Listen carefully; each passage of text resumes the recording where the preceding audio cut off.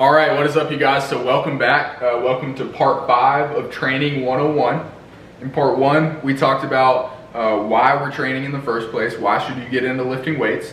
In part 2, we talked about how to determine your frequency, how many days and sessions per week to lift. In part 3, we looked at how to choose your exercises that you do when you go to the gym. In part 4, we looked at how to progress, right? How to get bigger and stronger over time.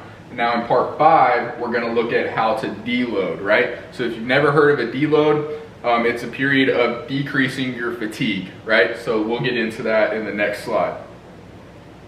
So why do we need to deload? Like, why is this even a thing? We're making gains, getting bigger and stronger. Like, what is deloading? Why do we need to do it, okay? The purpose and the reason behind it is that fatigue is real, okay?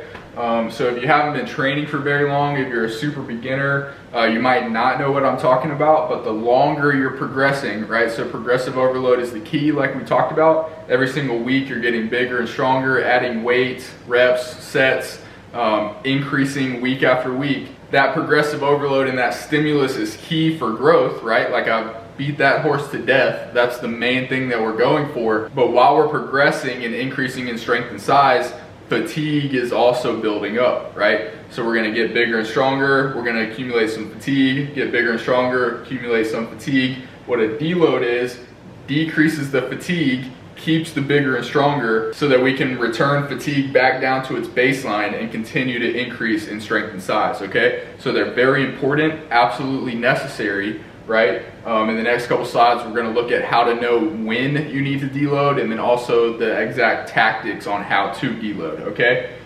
So the reason is that fatigue is real. You're going to be better off in the long run if you drop it back down to its baseline instead of allowing it to continue to creep up as you continue to make progress, okay? So this is a very relevant quote to help explain why deloading is so important. So long-term consistency is always better than short-term intensity, right? So anytime you're progressing, you're growing week to week to week, that's the intensity and the consistency, right? You're not gonna be able to keep that consistency and intensity without dropping fatigue, right? So if you are in 12 weeks straight of training, 12 weeks straight of getting stronger, adding weight to the bar, you're super tired, or you're like, man, I'm just gonna push through it, brother. Like, I'm so intense, like nothing can stop me. Like, that's not as good as taking the deload like you're supposed to, so that you can stay consistent long term, okay? It's all about the long run. So how do you know when to deload, okay? If you've never taken one, you're like, should I do it now? I mean, like, what is deloading? How do I know when, okay? Anywhere in the 4 to 12 week range is a great, like, baseline generalized statement. If you've been training hard, getting stronger for 4 weeks, you could probably afford to take a deload. If you've been training, getting stronger, progressing every single week, lifting hard for 12 straight weeks, odds are pretty high that you could benefit from a deload, okay? Also, if your week to week strength progression is slow or non-existent, right? Good sign you need a deload. Like, you did 225 for 4 last week. For the last 3 weeks, you've tried it for 5 reps and you just can't get it. Odds are you need a deload. Or also, if you're experiencing cumulative joint pain, right? Every single time you lift, week after week, you're just, elbows starting to feel achy, your shoulders giving you problems. Like, deloads can really, really help in that aspect as well. So you've decided it's time to take a deload, right? You've been training for, 6 weeks straight. You just got a pretty good feeling you need to deload. How do you do it, right? Like, what do you do? How do you execute a deload? So there are 2 options, very, very similar results, okay? First, this is for the person that just loves going to the gym. Like, the idea of taking a week off the gym, like, just does not register. You don't know that you would survive.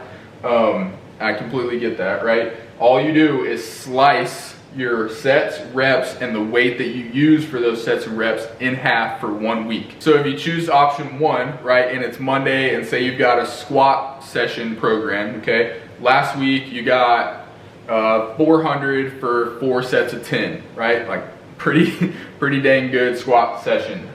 This week on your deload, this Monday, you would do 2 sets of 5 reps with 200 pounds for that squat session. That's the tactic we're using to drop that fatigue, right? So you're gonna drop your fatigue, you're gonna keep your strength in your motor patterns so that the next week after the deload, you can pick back up where you left off and continue to get stronger with fatigue dropped, okay? Or you can take the whole week off from the gym. Like, obviously you don't have to lay in bed and be a bum. Take some walks, play some sports, just don't push yourself in the gym, okay? That's when and how to take a deload. So some examples of what that would look like, right? Another key thing for a deload week, right?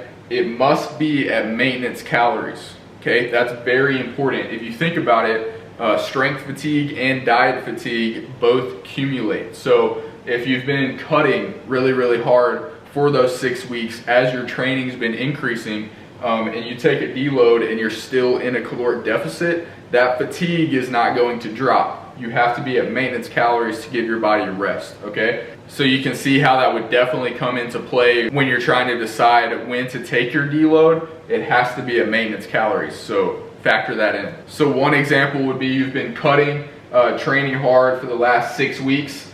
You finish your cut, you take a deload maintenance week, and then go into a mass phase, right? So deload weeks a lot of times fall in between phase goals, right? So when you're going from a cut to a massing phase, right? Between those 2 phases of training, a deload week at maintenance is a great idea, right? Another example, you've been massing hard for 12 weeks, you know that you're about to go into another tough cutting phase, right? You wanna drop the fatigue before you start that new phase. So massing hard for 12 weeks, you take a deload phase at maintenance calories, then you go into your cut, right? So then you drop the calories, pick it back up where you left off with the training, okay? So to review, right, deloads are important because they drop fatigue, okay? When to take one, 4 to 12 weeks, but you're gonna feel when it's time to take a deload, right? And then how, either cut everything in half or take the whole week off.